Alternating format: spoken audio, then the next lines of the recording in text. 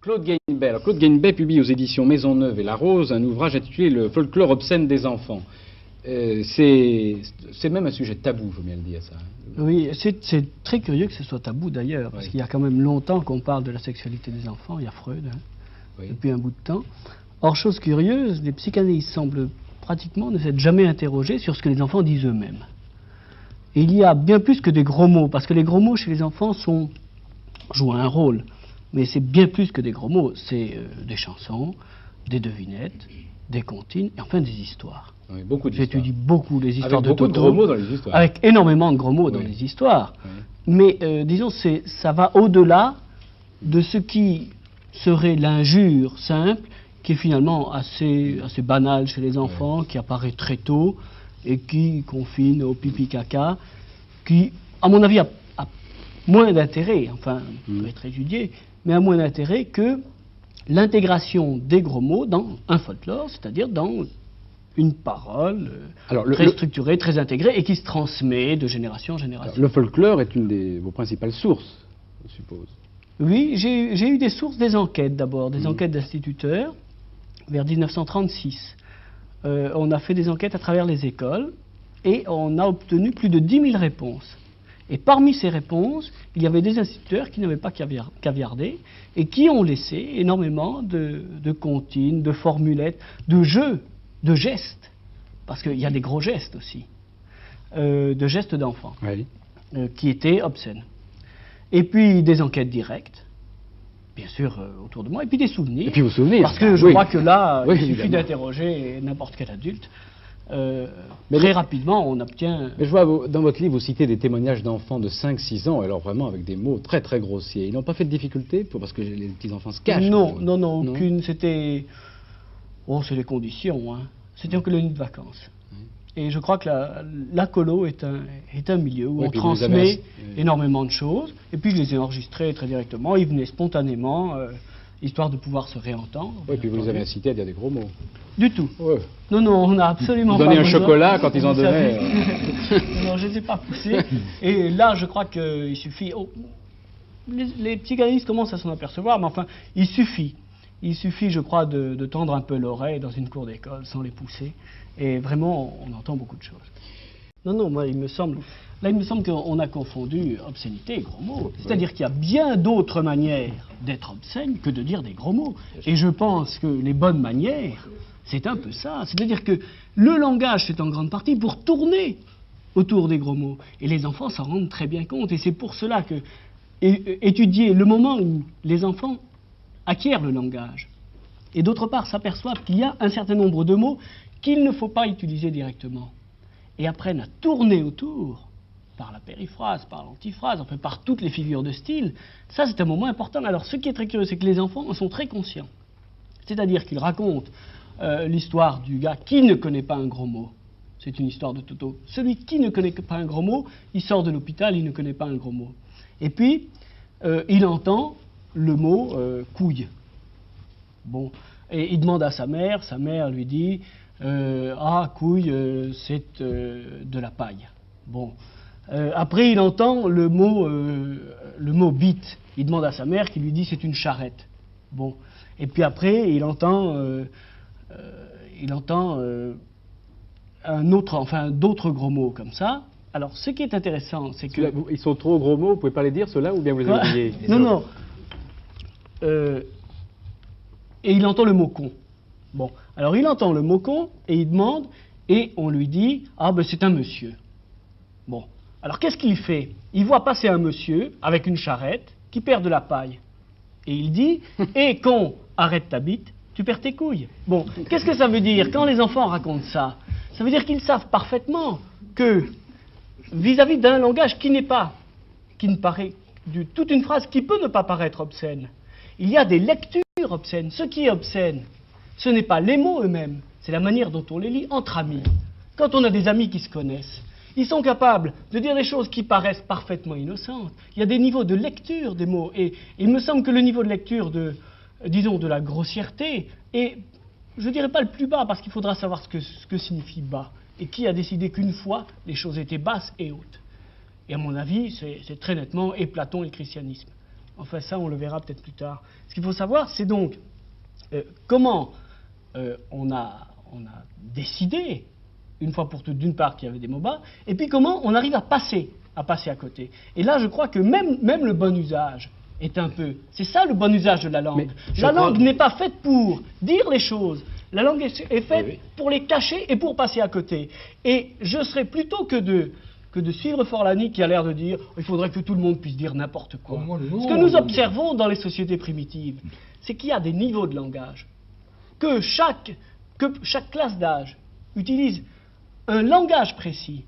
Qu'il y a, chez les Dogons, il y a 32 sortes de manières de parler obscènes et 32 sortes de manières de parler non obscènes, directes, la bonne parole. Il y a des mauvaises paroles, il y a des bonnes paroles, qui sont très variables. Avec initiation par classe d'âge. Avec initiation par classe d'âge. Et alors, à mon avis, à ce moment, plutôt que de plaider pour une uniformisation où tout le monde utiliserait « oh, dire après tout, on veut foutre cette femme, on veut, etc. » À mon avis, il y a bien d'autres manières de passer, d'accéder à la vérité des gros mots, parce qu'il y a une très grande vérité, qui est la vérité de tout ce qui se passe en dessous de la ceinture, qui, à mon avis, est une vérité là qu'il faudra interroger de manière très précise.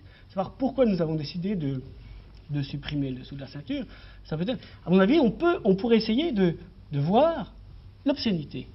Alors, l'obscénité qui... Parce que les gros mots, quand ils sont utilisés, en effet, ça dépend de la société, ça dépend de... etc. Vous êtes d'accord? Oui, Ça dépend du lecteur. Alors, est-ce que les enfants... pourquoi les enfants disent des gros mots? Parce qu'on en est maintenant à la deuxième partie. Qui dit des gros mots et pourquoi? Alors, est-ce que les enfants disent les mêmes gros mots que leurs parents?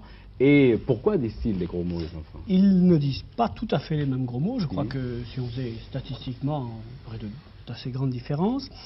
Et d'autre part, je crois surtout qu'ils utilisent constamment ces gros mots dans des contextes qui sont très très différents et qui sont leurs intérêts fondamentaux, la découverte de la sexualité, c'est évident, et la découverte, par exemple, d'une scatologie qui est condamnée, c'est certain, mais qui les intéresse.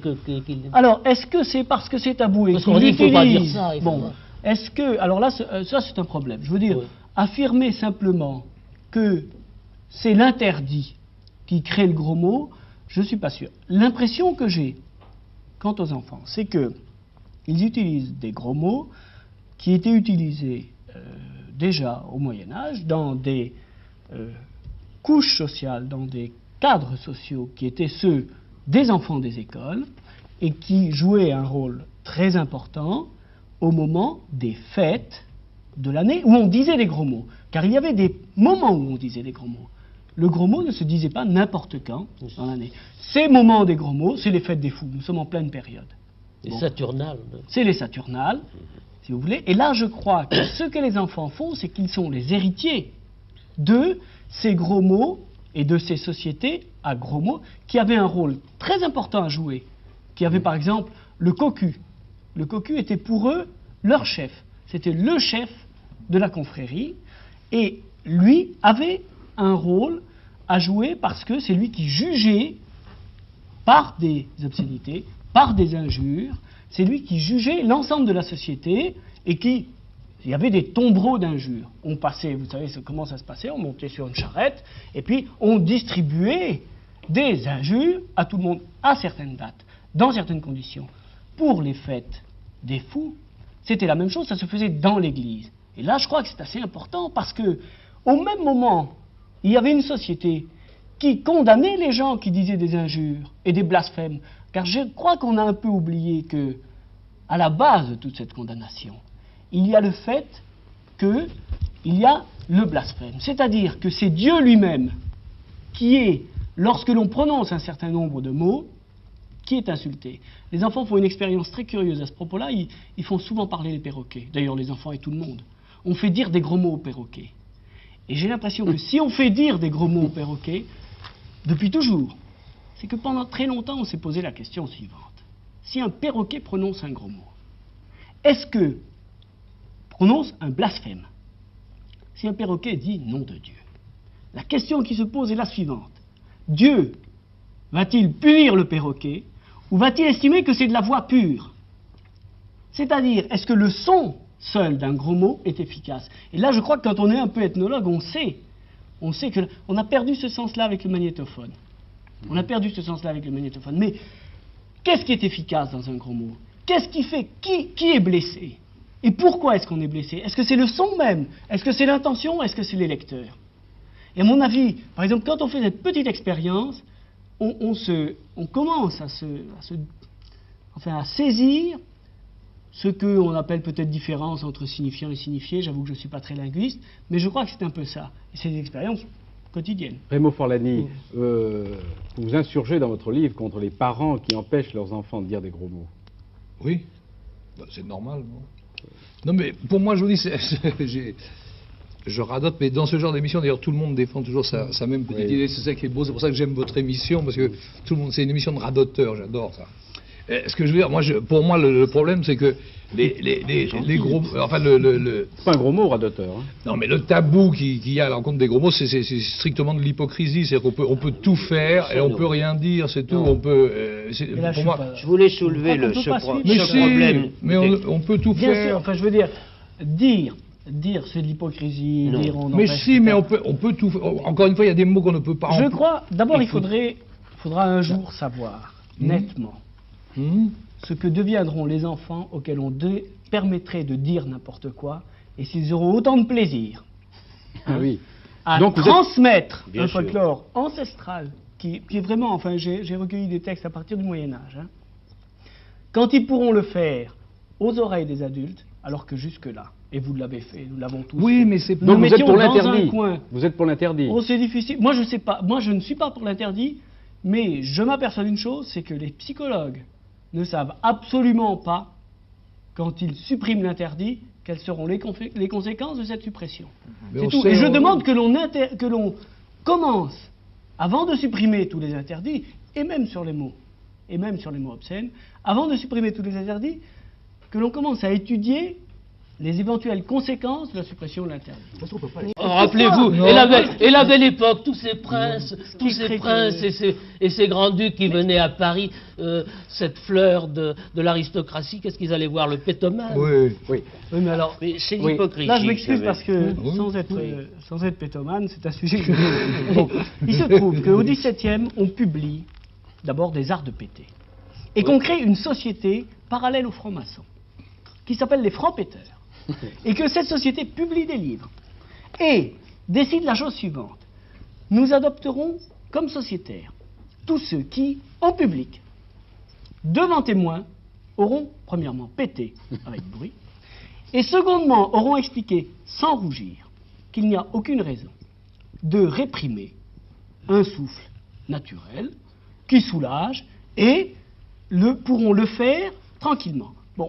Il y a un livre entier. C'est plus de la radio que de la télé, là. Un livre entier sur ce sujet. Il y a des arts de péter très complets.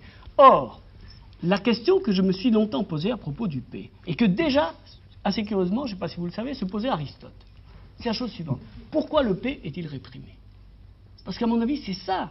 La question qu'il faut se poser, c'est comment se fait-il qu'il y a un certain nombre de choses, dont le P, qui sont réprimés. Et Aristote répond de la manière suivante. Il dit, il y a des souffles dans le corps humain. Il y a l'éternuement, il est sacré. Et pourquoi l'éternuement est sacré? Parce qu'il vient du haut. Alors que le P vient du bas. Bon. C'est du Aristote. Je suis prêt à répondre à monsieur, mais alors tout de suite. Alors allez-y. Alors, je termine très tranquillement. C'est du Aristote. Et la question qui, à mon avis, doit se poser ensuite, et qui m'intéresse en ce qui concerne l'obscénité et la manière dont le corps parle, parce que le corps parle aussi, il y a des gestes, il n'y a pas que des mots. Bon. Eh bien, très simplement, la question c'est, pourquoi y a-t-il condamnation du bas? Comment se fait-il que toute une série de sociétés ont décidé que ce qui était bas réponse était pratique bas. et immédiate, complètement pratique et positive, parce qu'on est devenu carnivore et que le paix du carnivore sent mauvais, le paix du végétarien ne sent pas mauvais. Mais non, il sent mauvais parce qu'il est condamné. La preuve, les enfants ne sentent pas mauvais. Et ça paraît idiot. C'est l'inverse. Oui, parce qu'ils ne sont pas encore carnivores. Mais vous avez le droit de parler, vous n'avez pas toujours bonne haleine, enfin, vous pouvez puer du bec aussi. Alors là, il me semble que c'est le type même de fausse explication. Les choses qui sont condamnées finissent par sentir mauvais, mais il suffit de regarder les enfants. Les enfants adorent l'odeur de leur mère, et je dis les enfants, Dieu sait si... Jacques Dandouin. En gros, est-ce que vous êtes d'accord pour penser que le catalogue des gros mots reflète une société Absolument. Absolument, vous êtes d'accord là-dessus? Non seulement le catalogue, mais enfin La l'étude langue, de leur la fonction, langue. si vous Moi, voulez, je crois la que langue surtout en le général. catalogue des Quelle soit. manières qu'on utilise pour ne pas les dire. Également, oui. La manière dont, si on faisait le bilan en psychanalyse, enfin on dit un phallus, un pénis, enfin ça existe un phallus, un pénis. Ce qui est très curieux, c'est que pour aller en Qu'est-ce qu'il psychanalyse, faut dire?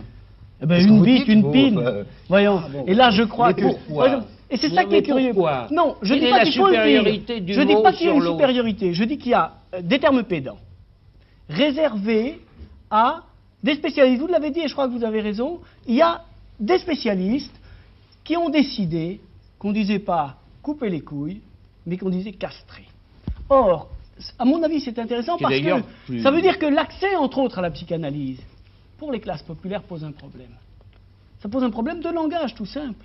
De langage tout simple, c'est qu'ils vont arriver avec un langage qui est de raconter, comme ils le disaient quand ils étaient enfants. Là encore, je voyais les couilles de mon père au plafond, et Titine Mapine, tonton Mérouston, je voyais les Une couilles chanson, de il y a mon un père. air, on pourrait la chanter. Il y a un là. petit air, oui. Vous la connaissez? Mapine, tonton Mais vous- Mérouston, Allons-y. les couilles à papa se balancent au plafond, c'est ça hein? Oui, après. Ma mère, c'est des après, on hommes. Je vais les voir se balancer. De les voir se balancer. Ce qui est très curieux, c'est que vous coupiez là, d'ailleurs. Non, bon, Et moi, je rigole. Et moi, je rigole de les voir dessécher. Bon, alors, C'est intéressant, parce que vous aviez dit tout à l'heure que vous n'en connaissiez pas. l'émission C'est se bien. termine.